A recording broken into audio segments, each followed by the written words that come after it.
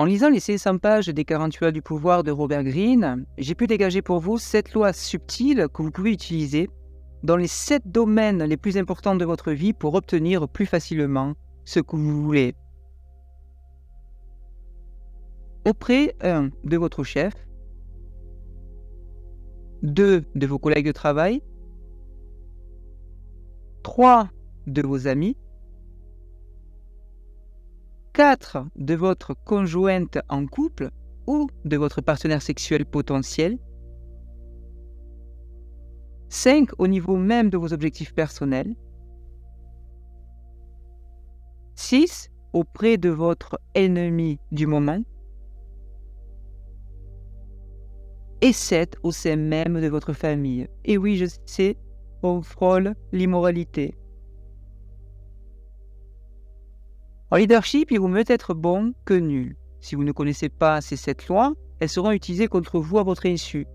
Si vous utilisez ces 7 lois, elles vous aideront à grimper dans l'échelle sociale. Donc cette vidéo est trop importante les amis. On est parti.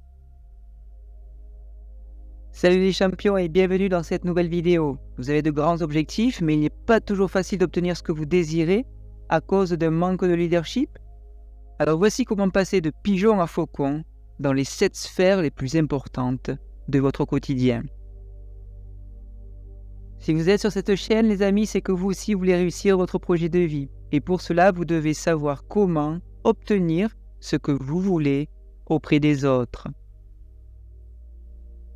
Mais juste avant, likez cette vidéo pour donner de la force et surtout, assurez-vous de vous abonner à la chaîne maintenant car je publie 4 vidéos inspirantes chaque semaine.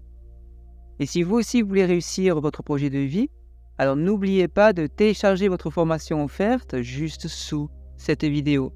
Cette formation vous ouvre la porte à certains exercices que je ne partage pas sur YouTube.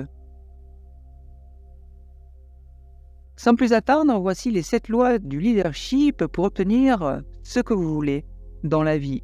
Et restez bien jusqu'à la fin de cette vidéo car je vous montrerai comment gagner en charisme au sein même de votre famille.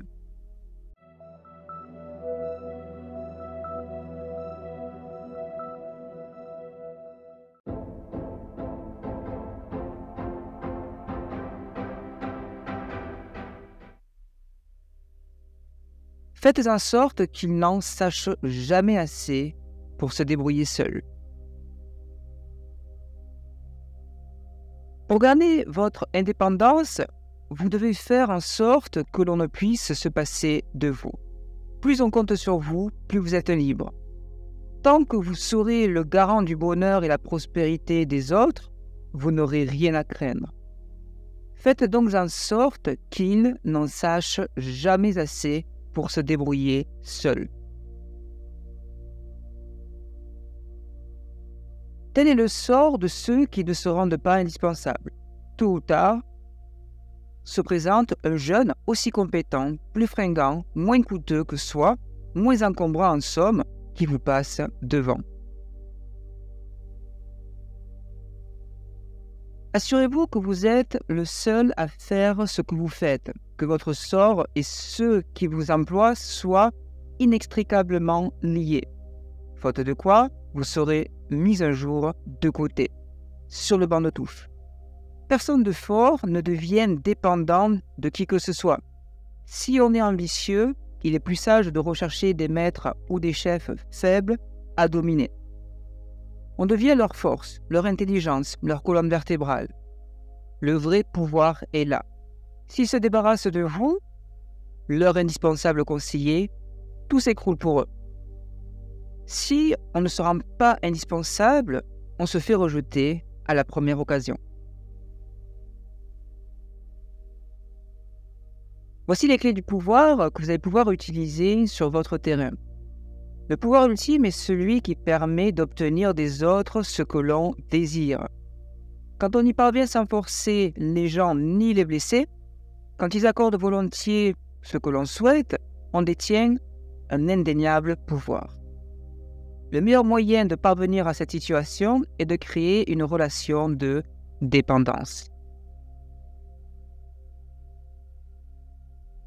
Liez-vous étroitement au travail du maître que le fait de vous écarter lui apporte les plus grandes difficultés ou du moins lui fasse perdre du temps considérable à former votre remplaçant. Une fois une telle relation établie, vous avez les mains libres et l'influence nécessaire pour que le maître se plie à votre volonté.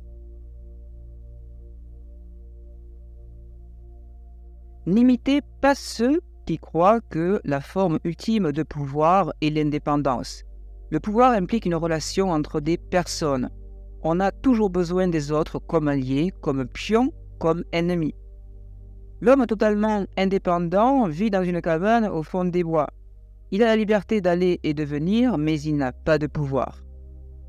Voilà le modèle. Asservissez les autres. Si le fait de se débarrasser de vous signifie pour eux le désastre, voire la mort, le maître n'osera pas tenter le sort. Il y a trop de choses à perdre pour lui. Il y a de nombreux moyens de parvenir à une telle fin. Le meilleur est de posséder un talent ou une compétence irremplaçable.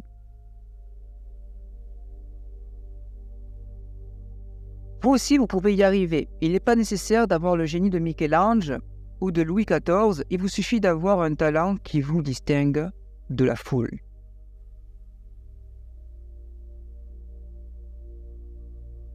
Pour rendre les autres dépendants de soi, on peut utiliser la tactique de l'espionnage. En perçant les secrets des autres, en accédant à des informations qu'ils ne souhaitent pas dévoiler, on lie leur sort au leur. On devient intouchable. Les agents de la police secrète détiennent cette position depuis la nuit des temps. Ils peuvent faire et détrôner un roi, comme ce fut le cas pour Edgar Hoover, un président. Mais ce métier comporte tant de risques et de méfiance que son pouvoir en est presque annulé. Il faut toujours rester sur le qui-vive. D'ailleurs, je vous pose la question. Quel est l'intérêt d'un pouvoir qui n'apporte pas la paix et la tranquillité?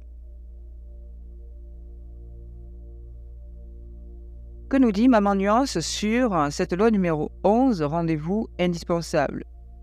Cette loi comporte une faiblesse.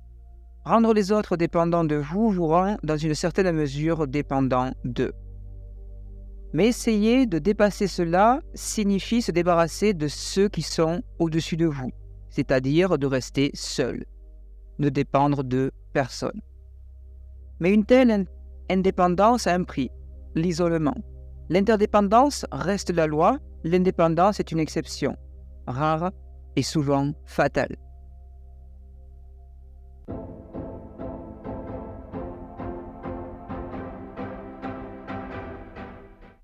Si vous révélez tout le travail que votre prouesse a exigé, vous devenez un simple mortel parmi d'autres. Vos actes doivent paraître naturels et exécutés avec aisance. Cachez la sueur et le sang qui vous ont coûté et taisez les trouvailles géniales que vous avez utilisées pour réussir votre tâche. Donnez l'impression d'agir toujours en souplesse, comme si vous pouviez en faire beaucoup plus. Si vous avez l'air de ployer sous les faits, les gens se poseront des questions. Si les gens vous voient trimer, en d'autres termes, les gens vont se poser des questions.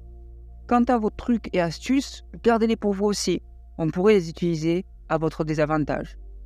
La source d'un dieu n'est jamais révélée. On ne voit jamais que ses effets.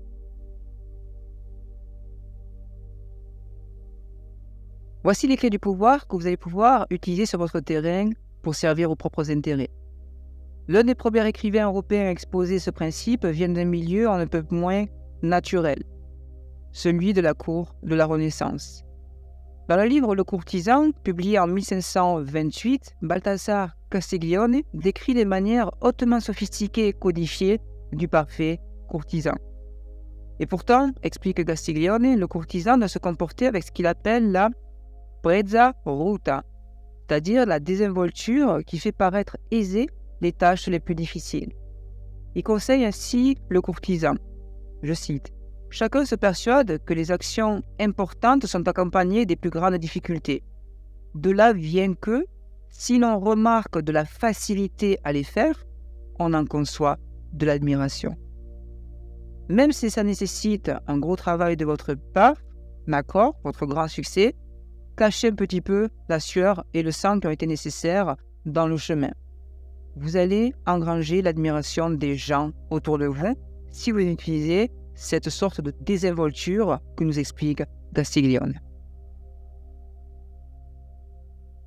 Tous, nous admirons les prouesses extraordinaires, mais si elles sont accomplies avec naturel et grâce, notre admiration n'en est que plus éperdue. L'idée de désinvolture s'applique à toutes les formes du pouvoir, car celle-ci est essentiellement le domaine de l'apparence et de l'illusion. Chaque apparition publique est une sorte d'œuvre d'art. Elle doit attirer l'œil, créer du suspense et même procurer du plaisir. Si vous révélez tout le travail qu'elle a exigé, vous devenez un simple mortel parmi d'autres. Ce qui est compréhensible n'inspire pas la crainte. N'importe qui croit qu'avec un peu de temps et d'argent, il aurait pu faire la même chose. Évitez la tentation de montrer à quel point vous êtes intelligent. Il est beaucoup plus malin de cacher les mécanismes de votre intelligence. Talleyrand a beaucoup à nous apporter par rapport à l'utilisation des lois du pouvoir. Talleyrand a appliqué ses conseils quotidiennement, ce qui explique en grande partie son aura et son pouvoir. Il n'aimait pas travailler trop, il faisait travailler les autres pour lui. Espion, indicateur, spécialiste de tout poil, avec toute cette main-d'œuvre à disposition, il ne semblait jamais surmené. Quand ses espions lui avaient révélé l'imminence d'un événement, il y faisait allusion dans une conversation mondaine, comme s'il s'agissait d'une intuition personnelle. On lui attribuait donc le don de clairvoyance, voire de voyance. Ses formules lapidaires et laconiques et ses traits d'esprit résumaient toujours parfaitement la situation. Or, ils étaient fondés sur beaucoup de recherches et de réflexions. Beaucoup. Aux membres du gouvernement, à Napoléon lui-même d'ailleurs, que vous voyez sur la photo, le petit gars là, qui est en train de faire un deal, c'est Napoléon. Voilà, Talleyrand travaillait pour Napoléon. Donc j'en reviens aux membres du gouvernement, à Napoléon lui-même. Talleyrand donnait l'impression d'un immense pouvoir à cause de son aisance apparente avec laquelle il accomplissait toutes ses prouesses. Il y a une autre raison pour cacher vos astuces. Quand vous laissez échapper l'information, vous donnez aux gens des idées qu'ils peuvent utiliser contre vous. Faites attention à cela. Vous perdez les avantages du silence. Nous avons tendance à nous vanter de nos exploits, de notre succès, parce que notre vanité voudrait que nos efforts et notre intelligence soient reconnus et que l'on nous plaigne pour les heures, les jours passés à suer sang et eau. Attention à ce genre de verbiage. Son effet est souvent l'opposé de celui que vous attendez. Souvenez-vous de ceci. Plus vos actions sont entourées de mystères, plus votre pouvoir semblera redoutable. On vous croira seul capable de faire ce que vous faites. Le monopole d'un don est source d'un immense pouvoir. Retenez bien ceci sur cette vidéo. Et parce que vous accomplissez vos actions avec aisance et grâce, on vous admirera, sans oublier une note de respect et de crainte. Rien n'entamera votre pouvoir car personne ne pourra en sonder ses limites.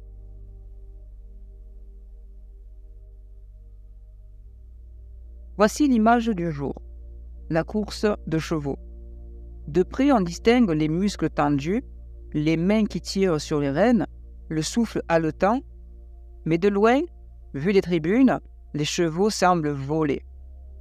Maintenez les autres à distance pour qu'ils ne voient de vous que l'aisance de votre mouvement. A contrario, que nous dit Maman Nuance par rapport à cette loi numéro 30, n'ayez jamais l'air de forcer. Le secret qui entoure vos actions ne doit pas être trop pesant. L'obsession paranoïaque de cacher votre travail crée éventuellement une impression déplaisante. Il ne faut pas se prendre trop au sérieux. Vous seriez comme le peintre Pontormo qui passa les dernières années de sa vie à dissimuler ses fresques et ne réussit qu'à devenir fou. Par conséquent, sachez révéler les dessous de vos projets, c'est parfois utile.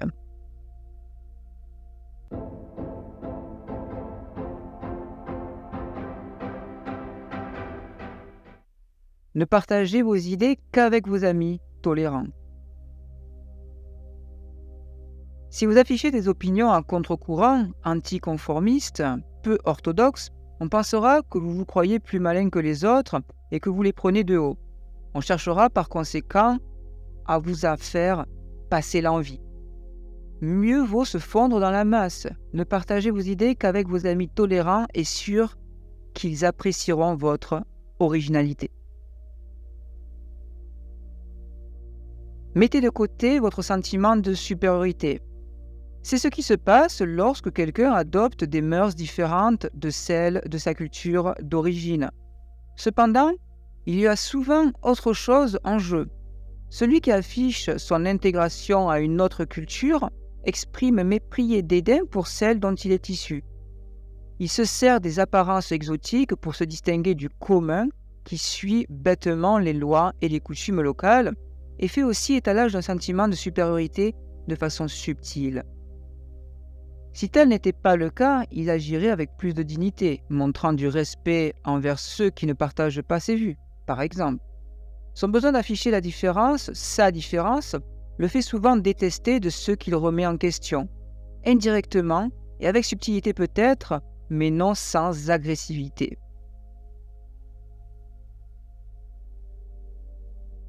N'espérez pas vous détacher d'eux impunément.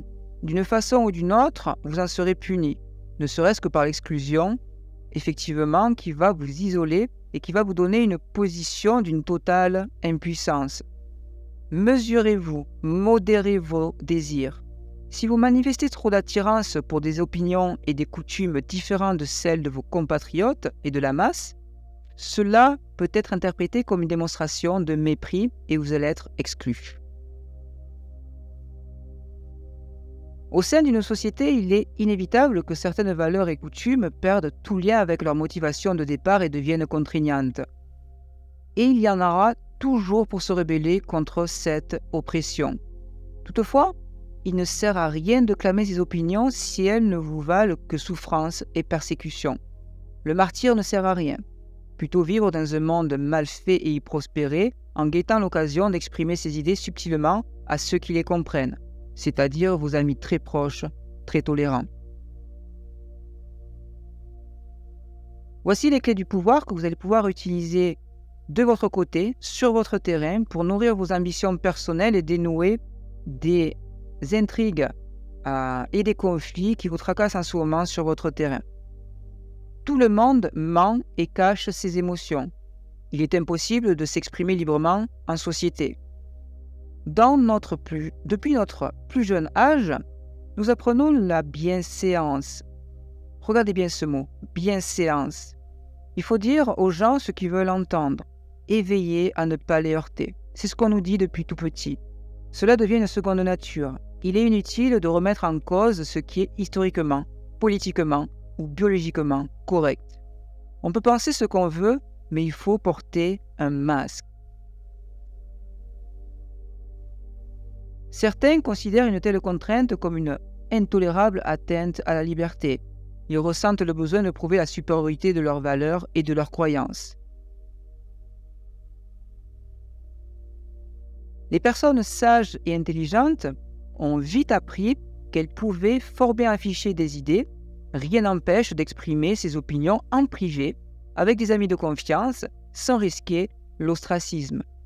Une fois en position de force, on peut tenter de convaincre un cercle plus large de relations, indirectement peut-être en utilisant des méthodes de campanella, l'ironie par exemple, ou l'insinuation. Cela reste vrai aujourd'hui, la stratégie est simple, affichez votre normalité, soyez le fervent avocat du politiquement correct. Si vous vous conformez au public, et si vous conformez d'ailleurs en public à ces apparences conventionnelles, rares seront ceux qui imagineront que vous pensez différemment en privé. Les personnes du pouvoir apprennent aussi à se fondre dans la masse. Ce fut l'astuce de nombreux escrocs et hommes politiques au long de l'histoire. Des hommes d'État tels que Jules César, Franklin Roosevelt faisaient violence à leur naturel aristocratique pour cultiver une certaine familiarité avec le citoyen de base. Il exprimait par de petits gestes symboliques leur partage de valeurs démocratiques avec le peuple, malgré la supériorité de leur position. Lorsque vous êtes en société, laissez vos opinions au vestiaire et choisissez le masque qui convient le mieux au groupe avec lequel vous êtes mêlé. Ils ne vous reprocheront pas non plus de manquer de valeur. Bien sûr que vous en avez, en l'occurrence, celles que vous partagez avec eux lorsque vous êtes en leur compagnie. Voici l'image du jour, le mouton noir. Le troupeau exclut le mouton noir, car il semble ne pas être des leurs. Alors, il s'écarte, reste à la traîne et devient la proie des loups. Restez parmi vos semblables, le troupeau offre la sécurité du grand nombre. Gardez pour vous vos différences, ne les affichez pas par la couleur de votre toison.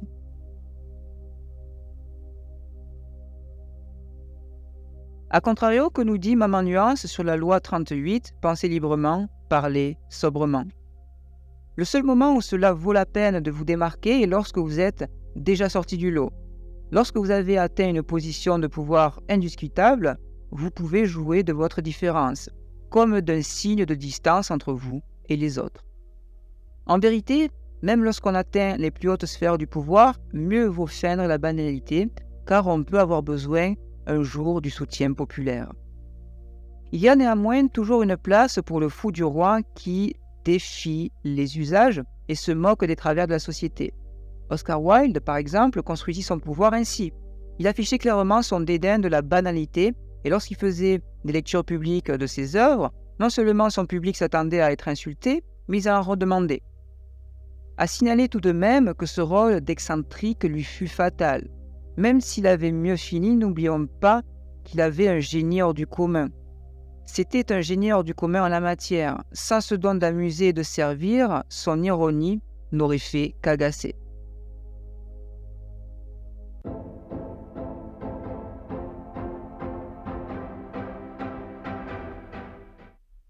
L'absence diminue les médiocres passions et augmente les grandes, comme le vent éteint les bougies et allume le feu. Tout ce qui est rare est cher. Plus on se fait voir, plus on se fait entendre et plus on semble ordinaire. Si vous faites partie d'un groupe, éloignez-vous-en un certain temps et l'on parlera de vous davantage. Vous serez même plus admiré. Pratiquez l'absence utile. La rareté augmentera votre valeur.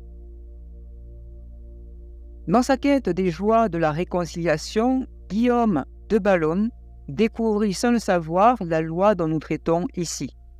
Au début d'une relation amoureuse, il faut marquer sa présence auprès de l'autre. Si l'on s'absente trop, on se fait oublier. Mais une fois l'émotion née, le sentiment amoureux cristallisé, c'est l'absence qui va ensuite attiser et exciter. Et une absence inexpliquée encore plus. L'autre supposera ainsi qu'il est en tort. L'absence de l'objet du désir met l'imagination en branle et celle-ci ne peut que parer l'être aimé des plus séduisants attraits et accroître le sentiment d'amour. A l'inverse, plus Guillemette poursuit Guillaume de ses étouffantes assiduités, moins il l'aime. Elle est devenue trop accessible, facile en somme. Ce qui se retire se fait rare, mérite respect et hommage. Une présence envahissante la sera. Dans l'amour courtois médiéval, une dame mettait souvent son chevalier servant à l'épreuve. Elle l'envoyait au loin, chargée d'une quête longue et ardue pour provoquer une bénéfique absence. L'absence diminue les médiocres passions et augmente les grandes. Comme le vent éteint les bougies et allume le feu. Diocèse avait constaté la pertinence de la loi de l'absence. En répondant à d'innombrables sollicitations, il était devenu trop célèbre, trop disponible et avait perdu le respect dont il avait joui précédemment auprès de ses fans. On considérait ses services comme un dû. Le seul moyen de regagner la vénération et le pouvoir qu'il désirait était de s'effacer complètement et de les laisser se débrouiller, goûter à la vie, sans lui. Un homme riche dit à un derviche: « Pourquoi est-ce que je ne vois pas plus souvent ?» Le derviche se répliqua: « Parce que les mots « Pourquoi n'êtes pas venu me voir ?» sont plus doux à mon oreille que les mots « Pourquoi êtes-vous encore venu ?»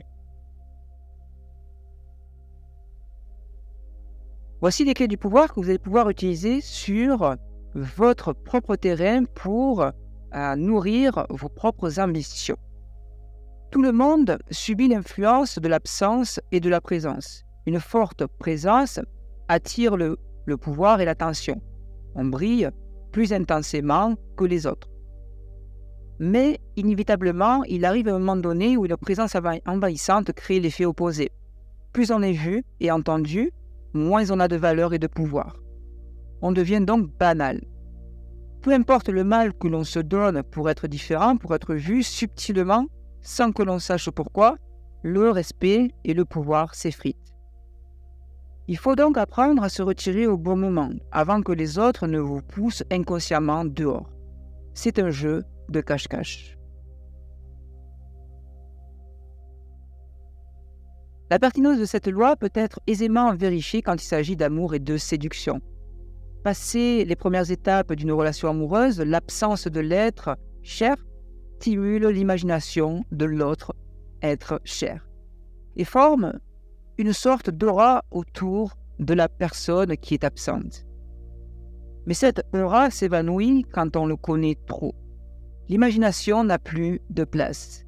L'être aimé devient une personne quelconque, une personne même banale, voire un ennemi, qui fait partie des meubles et qu'on aimerait bien pousser dehors.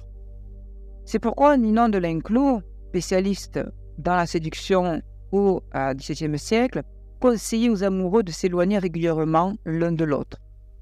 L'amour ne meurt jamais de besoin, écrivait-elle, mais souvent d'indigestion. Trop d'amour tue l'amour. Faites-vous rare. Forcez le respect de l'être aimé en le menaçant de vous perdre à jamais. Créez une alternative de présence et d'absence.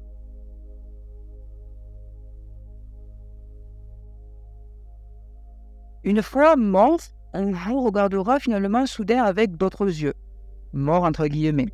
Vous serez auréolé de respect. Les gens se souviendront de leurs critiques à votre égard, de leurs querelles avec vous, et seront bourrelés de regrets et de remords.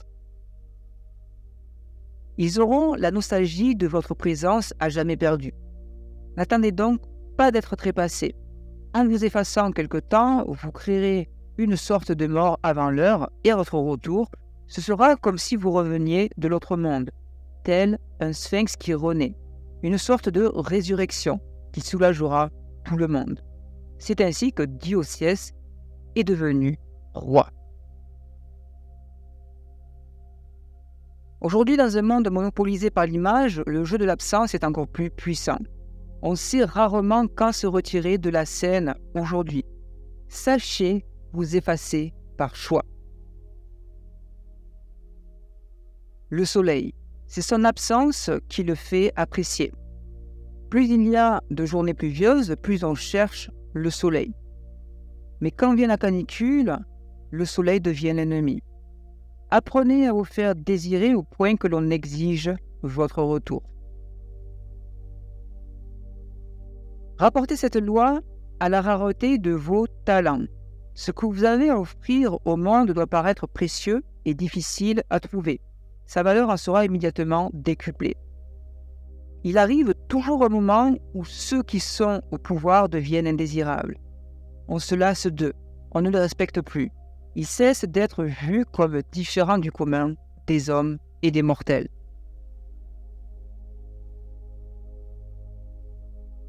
C'est tout un art que de savoir quand il faut se retirer de la scène. Et le général de Gaulle s'est bien effacé en 1945. La République est allée ensuite le rechercher en 1958.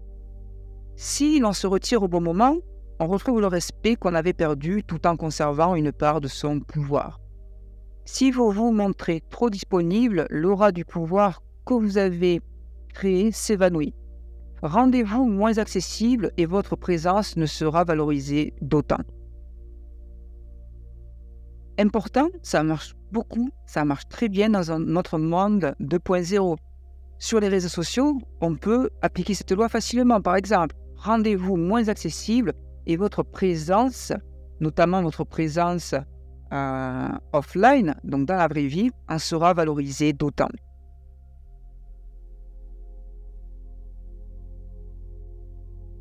Voici un autre bout d'autorité pour vous à utiliser sur votre terrain. Si la présence diminue la réputation, l'absence l'augmente. Celui qui était absent passe pour un lion, ne paraît qu'une souris étant présent. Les perfections perdent leur lustre si on les regarde de trop près. A contrario, qu'est-ce que nous dit Maman Nuance sur la loi numéro 16 « Faites-vous désirer ». Cette loi s'applique uniquement à un certain degré de pouvoir. Un minimum de notoriété est requis pour que votre absence soit remarquée. De même, en amour, l'absence n'est efficace que si l'autre a d'abord été assiégé par votre image. Tout doit lui rappeler votre présence, en sorte que lorsque vous choisissez de vous éloigner, il pense sans cesse à vous et continue à vous voir par les yeux de l'esprit. Souvenez-vous de ceci. Au début, ne vous faites pas rare, mais omniprésent. Ce n'est que lorsque vous êtes vu, apprécié et aimé que l'on souffrira de votre absence.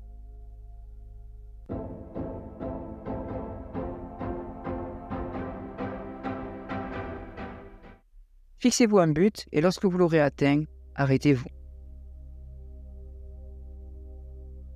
Le moment de la victoire est celui du plus grand péril. Dans l'euphorie de la réussite, un excès de confiance en vous peut vous amener à dépasser le but que vous étiez fixé au préalable. N'allez pas trop loin ou vous ferez plus d'ennemis que vous en aviez vaincus. Ne laissez pas le succès vous monter à la tête. Rien ne remplace une bonne stratégie et une planification prudente. Ça veut dire quoi? Fixez-vous un but et lorsque vous l'aurez atteint, arrêtez-vous. Il n'est rien de plus étourdissant que la victoire, rien de plus dangereux. Comprenez bien ceci. Dans le domaine du pouvoir, la raison doit être le seul guide. Il est peut-être fatal de laisser un moment éphémère d'excitation ou d'émotion vous guider ou vous influencer. À chaque succès, prenez du recul. Montrez-vous prudent. Lorsque vous remportez des victoires, identifiez bien l'importance des circonstances particulières qui vous l'ont valu et ne répétez jamais simplement les mêmes étapes et les mêmes actions. L'histoire est jonchée de ruines d'empires victorieux et de cadavres de généraux qui n'ont pas su s'arrêter pour consolider leurs acquis. Le succès a des effets étranges sur les esprits. Il donne un sentiment d'invulnérabilité tout en rendant plus hostile et plus irritable lorsqu'il est remis en cause. Il rend moins souple pour s'adapter aux circonstances. On finit par croire qu'on doit moins sa réussite à un plan soigneusement monté et à une stratégie impeccable qu'à sa valeur personnelle. Voici les clés du pouvoir que vous allez pouvoir aussi utiliser dans le cadre de votre terrain et de vos objectifs actuels ainsi que vos ambitions personnelles. Le pouvoir a ses propres rythmes et règles. Celui qui réussit à ce jeu est celui qui les maîtrise et les fait varier à sa guise. Tout le monde attend et c'est lui qui choisit la cadence. La base de toute stratégie est de contrôler les événements à venir. Gouverner, c'est prévoir. L'allégresse de la victoire peut perturber de deux façons la capacité à anticiper l'avenir. D'abord, on attribue son succès à une situation que l'on aura tendance à vouloir reproduire. On continue alors obstinément dans la même direction, dans la même lignée, dans le même chemin, avec les mêmes actions et les mêmes étapes pour vérifier que c'est bien la plus profitable. Deuxièmement, le succès peut monter à la tête et peut rendre hypersensible. Se croyant invulnérable, on se montre inutilement agressif, détruisant ainsi le bénéfice d'une victoire durement gagnée. La leçon est simple. Les puissants varient à leur rythme et le modèle change de voie. Les vrais victorieux, ceux avec la sagesse, s'adaptent aux circonstances et savent improviser. Ils savent chercher un plan B, C et D aussi fort que le plan A. Au lieu de se laisser entraîner dans la danse, ils prennent du recul après chaque victoire et regardent où ils peuvent aller maintenant. C'est comme si leur réseau sanguin contenait une espèce d'antidote au poison de la victoire, antidote permettant de garder le contrôle de leurs émotions et de faire mentalement le point lorsqu'ils touchent au succès. Ils se stabilisent, se laissent du temps pour réfléchir, pour passer ensuite à un niveau supérieur. Ils font aussi la part des circonstances et de la chance dans leur succès. Comme on le dit, quand on apprend à monter, il faut savoir se contrôler pour contrôler le cheval. La chance et les circonstances ont toujours un rôle en matière de pouvoir, c'est inévitable. Et c'est finalement ce qui rend le jeu si intéressant. Mais, quoi qu'on en pense, la chance est plus dangereuse que son imposée. La malchance donne des leçons élémentaires de patience, elle enseigne la maîtrise du temps et la nécessité de se préparer au pire. La chance donne l'illusion que tout est acquis et nous fait croire que l'intelligence résout tout. Un jour ou l'autre, la roue tourne et on se laisse surprendre. La chance qui vous élève ou scelle votre succès est l'occasion d'ouvrir les yeux. La roue de la fortune qui vous a fait monter avec autant de facilité peut vous faire redescendre avec autant de facilité. Si vous êtes préparé à la chute, celle-ci sera moins dure. Faites plus confiance à la malchance qu'à la chance. Un exemple de petite victoire qui risque de vous en faire manquer une grande. Un chef ou un supérieur vous accorde par exemple une faveur. Surtout, n'en demandez pas plus. Vous donneriez l'impression d'être inquiet. Sentiriez-vous que vous ne le méritez pas, que vous ne méritez pas cette faveur et que vous devez en profiter car l'occasion ne se représentera pas de sitôt? Attention du coup à cette situation. La bonne réaction est d'accepter gracieusement ce que l'on vous offre, d'accord, puis de vous effacer. Quelles que soient les faveurs que l'on vous accordera ultérieurement, elles ne devront pas être demandées. Enfin, le moment que vous choisissez pour votre sortie de scène a beaucoup d'importance. Le dernier événement se grave dans les esprits comme une sorte de point d'orgue. C'est pourquoi il n'y a pas de meilleur moment pour s'arrêter qu'après une victoire. En continuant, on risque d'en ternir l'effet et peut-être même d'en finir battu. Comme disent les avocats d'un contre-interrogatoire, arrêtez-vous toujours sur un succès. Voici l'image du jour, très parlante. Icare tombant du ciel. Son père, Dédale, avait fabriqué des ailes de cire, de plumes pour lui-même et son fils, afin de s'enfuir du labyrinthe et d'échapper ainsi au Minotaure. Enthousiasmé par cette évasion triomphale et par simple plaisir de voler, Icare monta le plus haut possible. La chaleur du soleil fit fondre la cire et s'écrasa par terre. A contrario, que nous dit Maman Nuance sur la loi 47, sachez vous arrêter. Comme le recommande Nicolas Machiavel, il faut soit détruire totalement un homme, soit le laisser totalement en paix. Les demi-corrections et les demi-blessures mineures ne font que laisser l'amertume qui s'accentue avec le temps et il finira par se venger. Lorsque vous battez un adversaire, faites en sorte que votre victoire soit complète. Riez de la carte totalement. Au moment de la victoire, ce n'est pas écraser complètement le vaincu qu'il faut éviter de faire, mais de se lancer inutilement dans d'autres campagnes. Il faut être sans pitié pour son ennemi et non s'en créer de nouveau. Certains sont plus prudents que jamais après une victoire qu'ils considèrent comme porteuse de nouveaux soucis et de nouvelles responsabilités. Votre prudence après une victoire ne doit cependant jamais vous faire hésiter ou prendre du temps, mais plutôt de vous servir de garde-fou. Donc prenez du recul parce que c'est important. Prenez le temps de la réflexion. De notre côté, la prétendue force de la vitesse acquise est totalement surfaite. Vos réussites sont votre œuvre et si elles se multiplient, vous ne les devez qu'à vous-même. À vous de méditer cette belle loi 47.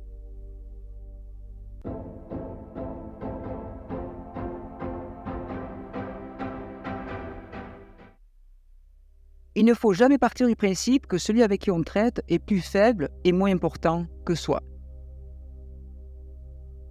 Il y a des gens bien différents de par le monde. Tous ne réagissent pas de la même manière.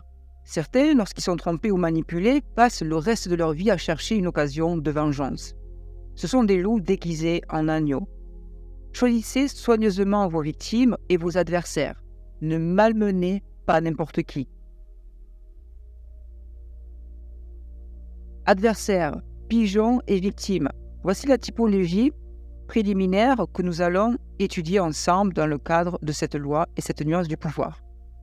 Dans votre ascension vers le pouvoir, vous allez rencontrer différents types d'adversaires, de candides et de victimes. L'art le plus consommé consiste à savoir distinguer les loups des agneaux, les renards des lièvres, les faucons des vautours. Si vous faites bien cette distinction, vous réussirez sans avoir besoin de corrompre quiconque votre ascension vers le pouvoir. En revanche, si vous traitez indifféremment tous ceux qui croisent votre chemin, vous vous créerez une vie de misère, si tant que vous viviez longtemps. Il est donc crucial de reconnaître le type de personne à qui vous avez affaire. Voici donc 5 profils parmi les plus dangereux et les plus difficiles, tels que les ont identifiés les escrocs en tout genre dans le passé. D'abord, le profil de l'arrogant. Bien qu'il s'en cache parfois au début, l'orgueil pointilleux de cet homme, de cette femme, le rend très dangereux. S'il perçoit le moindre affront, il se vengera avec une violence disproportionnée. Vous étonnerez sans doute, mais j'ai seulement dit ça à une soirée, quand tout le monde avait bien bu. Peu importe pour l'arrogant. Ne cherchez aucune justification rationnelle à sa réaction exagérée parce qu'il n'y a aucune explication rationnelle. Si jamais vous percevez chez votre interlocuteur un orgueil démesuré, fuyez.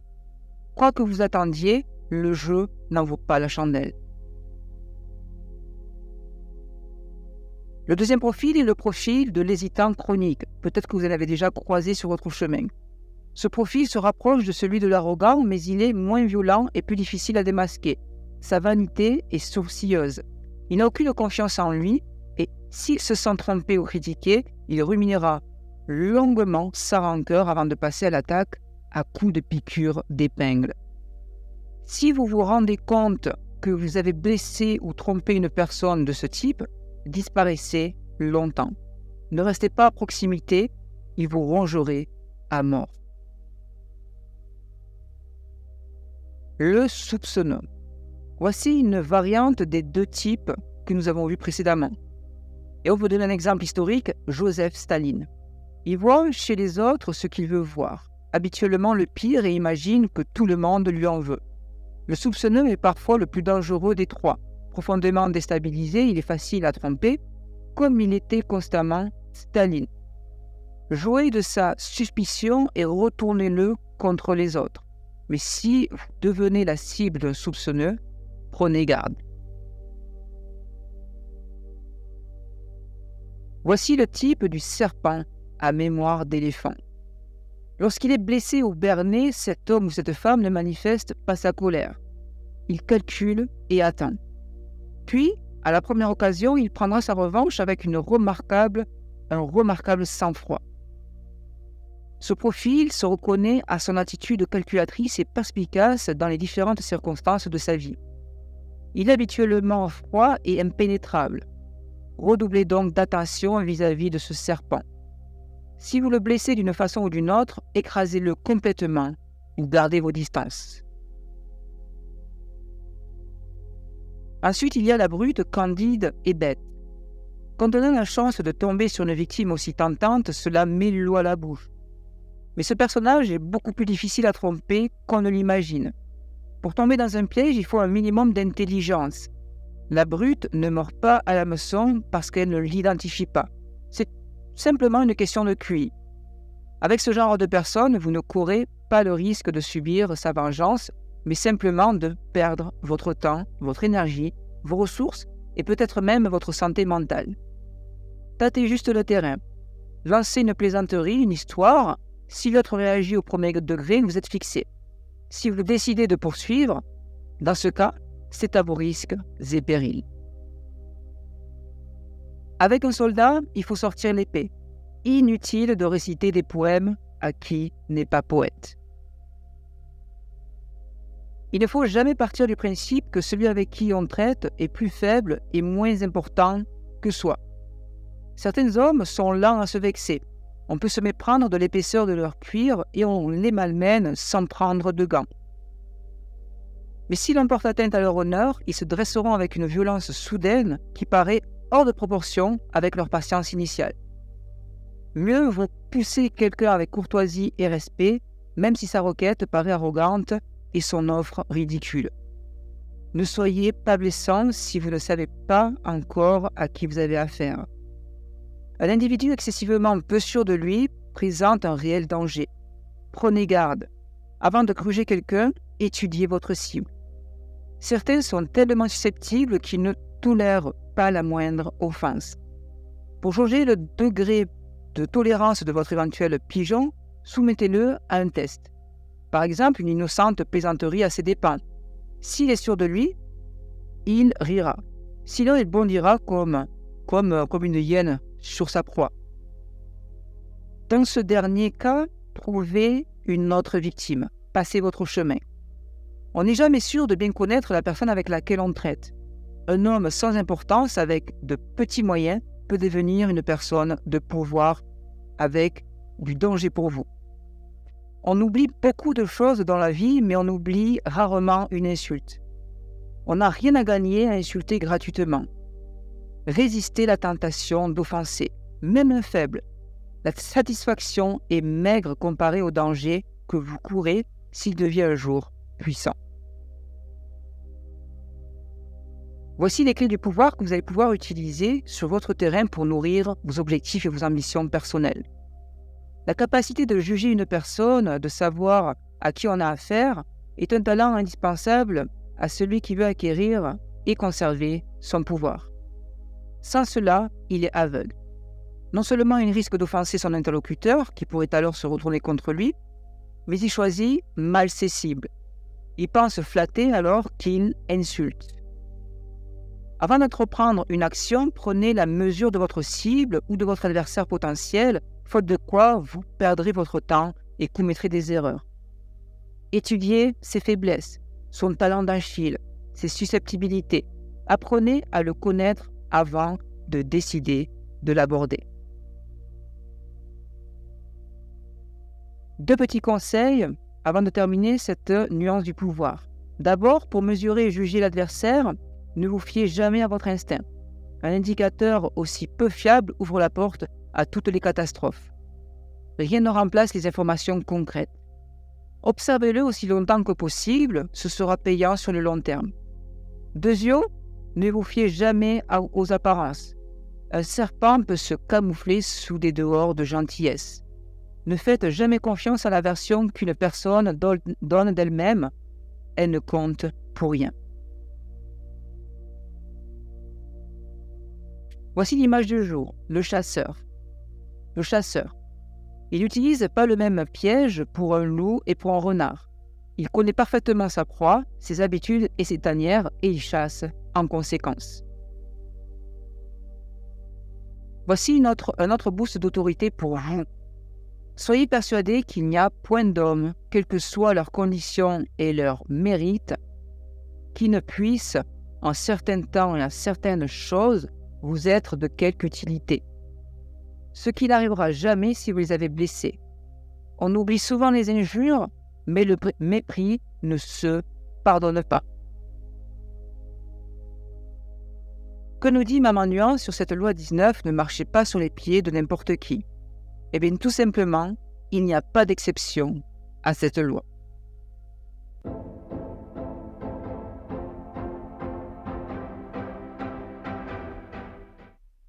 Vous courez les plus grands dangers si vous ne tenez pas compte de cette loi. On peut littéralement mourir du malheur d'autrui. Les états d'âme sont contagieuses. En voulant aider celui qui se noie, vous courez seulement à votre perte.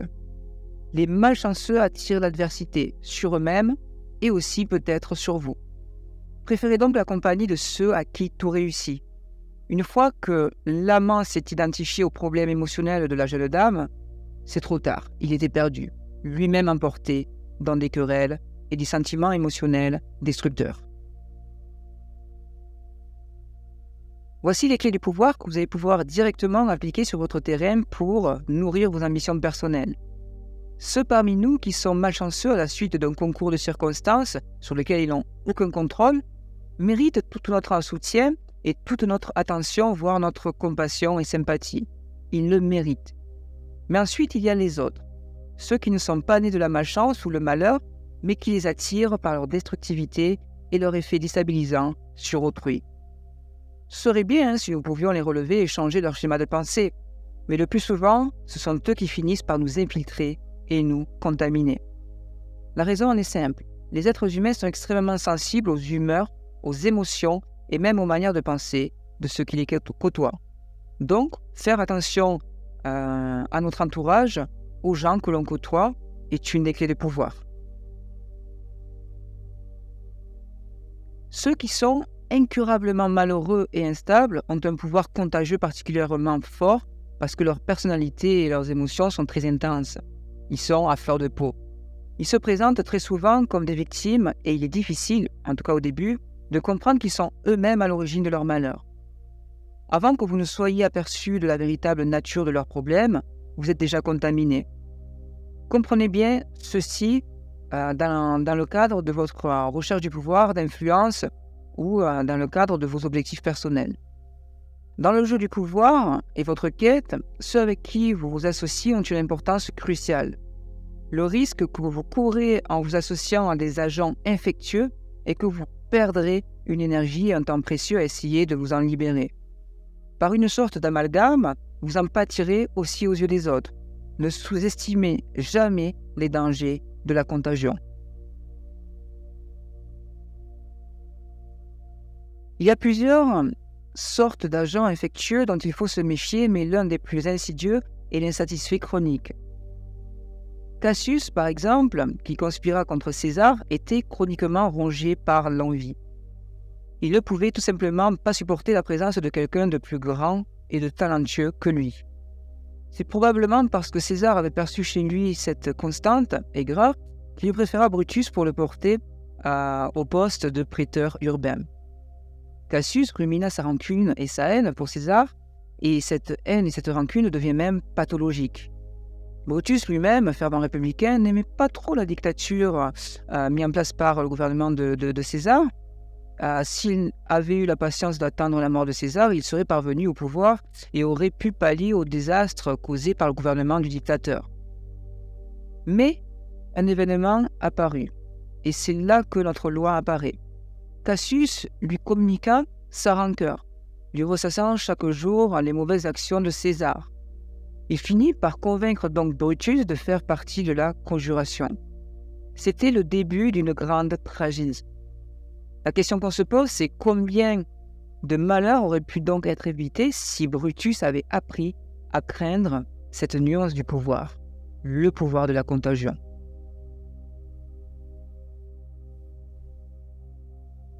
Il n'y a qu'un remède à la contagion, la quarantaine. Mais le temps de prendre conscience du problème, il est souvent trop tard. Comment vous protéger contre des virus aussi insidieux ?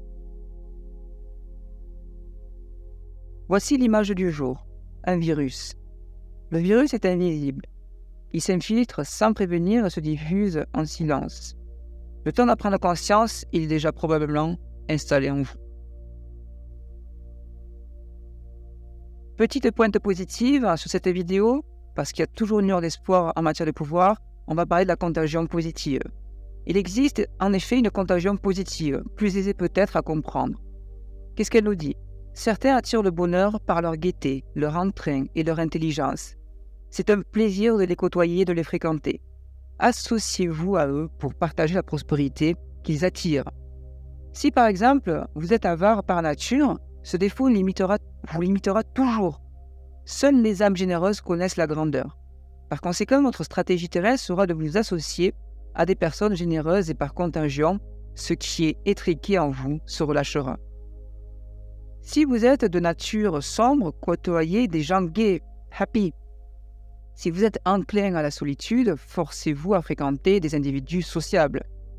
Ne vous associez jamais avec ceux qui partagent vos défauts.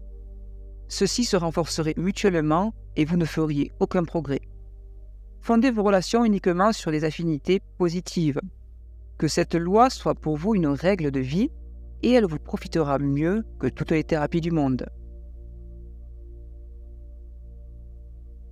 A contrario, qu'est-ce que nous dit Maman Nuance sur la loi numéro 10, fuyez la contagion de la malchance? Cette loi n'admet aucune exception. Son application est universelle. Il n'y a rien à gagner en s'associant à ceux qui vous contaminent avec leur malheur. Ce sont des vampires, ils vous empoisonnent la vie. Mettez-les de côté, fuyez-les. On peut obtenir pouvoir et bonne fortune qu'au contact de ceux qui réussissent.